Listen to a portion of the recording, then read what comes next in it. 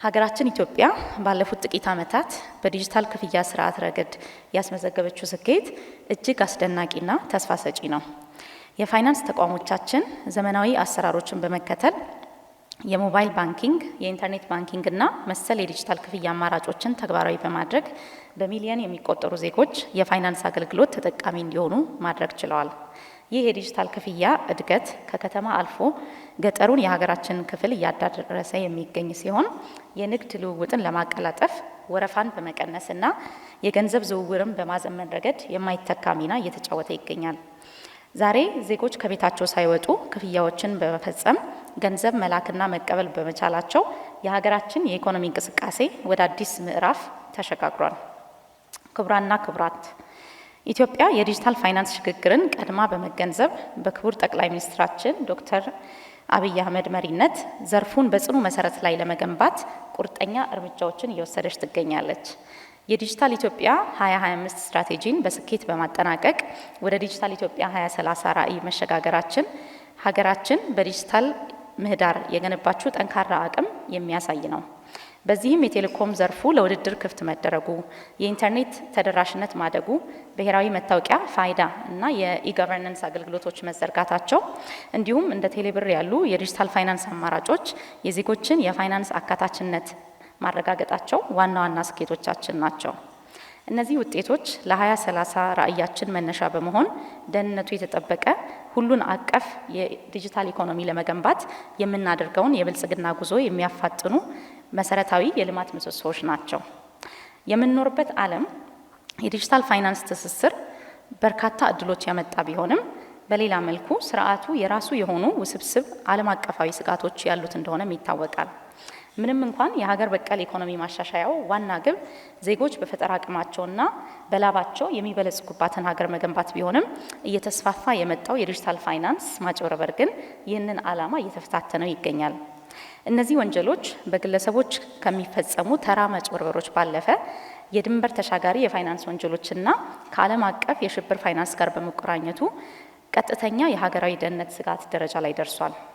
ከዲጂታል ስርዓቱ የሚዘረፈው ገንዘብ የጥፋት ኃይሎች ዋነኛ የፋይናንስ ምንጭ በመሆን የሀገራችንን ሰላምና መረጋጋት ለማናጋት እንደ ስልታዊ መሳሪያነት እያገለገለ ይገኛል።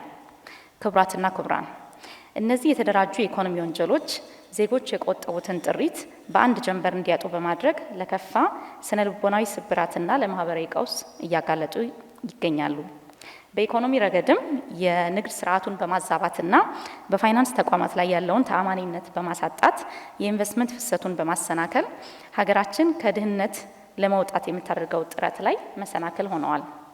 ባለሀብቶች በዲጂታል ፋይናንስ ስርዓቱ ደህንነት ላይ እምነት እንዲያጡ በማድረግ የውጭ ቀጥተኛ ኢንቨስትመንት ወደ ሀገራችን እንዳይመጣ እንቅፋት ከመሆኑም ባለፈ የፋይናንስ ተቋማት የደህንነት ጥበቃ ወጪያቸው እንዲያድግና በተጠቃሚዎች ላይ ተጨማሪ ጫና እንዲፈጠር ያደርጋል። በአጠቃላይ ይህ የኢኮኖሚ ፋይናንስ ወንጀል ከፋይናንስ ዘርፉ ባለፈ ሀገራዊ ደህንነትና ሉዓላዊነትን አደጋ ላይ ሊጥል የሚችል ልዩ ትኩረትን የሚሻ ጉዳይ ነው። በዲጂታል ፋይናንስ ዘርፍ የሚሰነዘሩ ጥቃቶችና የማጭበርበር ወንጀሎች ሀገራዊ ደህንነታችን አደጋ ላይ ከመጣላቸው በፊት ተገቢ የመከላከል ዝግጅት ማድረጋችን አማራጭ የሌለው ጉዳይ ነው። ይህንን ውስብስብ ወንጀል ለመከላከል የመንግስት ተቋማት፣ የፋይናንስና የግሉ ዘርፍ በቅንጅት መቆም ይኖርባቸዋል። ይህ የዲጂታል ፋይናንስ ወንጀል መከላከል ዘመቻ ከውጭ የሚሰነዘርን ማጭበርበር ከመግታት ባለፈ በውስጥ መዋቅር ውስጥ ተሸሽገው ለአጥፊዎች ቀዳዳ የሚፈጥሩ አካላትን በመለየት ተቋማዊ ጥንካሬያችንን የምናረጋግጥበት ወሳኝ ምዕራፍ ነው። ክቡራትና ክቡራን፣ ይህንን በሀገር ላይ የተጋረጠ አደጋ ለመግታት የተቀናጀ ብሔራዊ ስትራቴጂ ተግባራዊ ማድረግ አስፈላጊ ነው። ከሕግና ፖሊሲ አንጻር የዲጂታል ወንጀሎችን በዝርዝር የሚገዙ ማዕቀፎችን በማዘመንና ተጠያቂነትን በማጥበቅ በወንጀሉ ውስጥ የሚሳተፉ አካላት ላይ የማያዳግም እርምጃ በመውሰድ የፍትህ አካላት ተቀዳሚ ተግባር መሆን ይኖርበታል። በቴክኖሎጂ ረገድም አርቲፊሻል ኢንተለጀንስን መሰረት ያደረጉ የማጭበርበር ተግባራትን ቀድመው የሚለዩ የመከላከያ ቴክኖሎጂዎችና መሰረተ ልማቶችን በመገንባት ማዕከላዊ የቁጥጥር አቅማችንን ልናሳድግ ይገባል። በዚህ ረገድ የኢንፎርሜሽን መረብ ደህንነት አስተዳደር የዲጂታል ፎረንሲክ እና ሳይበር ወንጀል ምርመራ ማዕከል በመገንባት በዘርፉ ያለውን ስጋት ለመቀነስና ወንጀለኞችን ተጠያቂ ለማድረግ ሰፊ ስራ በመስራት ተቋማዊ ኃላፊነቱን እየተወጣ ይገኛል። ይህንን ስራ ወደ ላቀ ደረጃ ለማሳደግ የጸጥታና ደህንነት ተቋማት፣ የፍትህ አካላትና የፋይናንስ ተቋማት ትስስር ሊጠናከር ይገባል።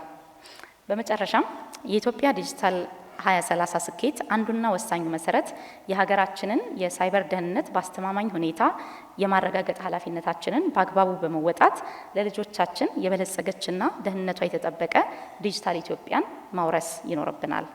ዛሬ የሚቀርበው ጥናትና የምናደርገው ውይይት በቀጣይ ልንወስዳቸው የሚገቡ እርምጃዎቻችንን በአግባቡ ለመለየት በላቀ ቅንጅት የተጋረጠብንን አደጋ ለመከላከል ከፍተኛ አስተዋጽኦ እንደሚኖረው በመተማመን የምክክር መድረኩ በይፋ መከፈቱን አበስራለሁ። አመሰግናለሁ።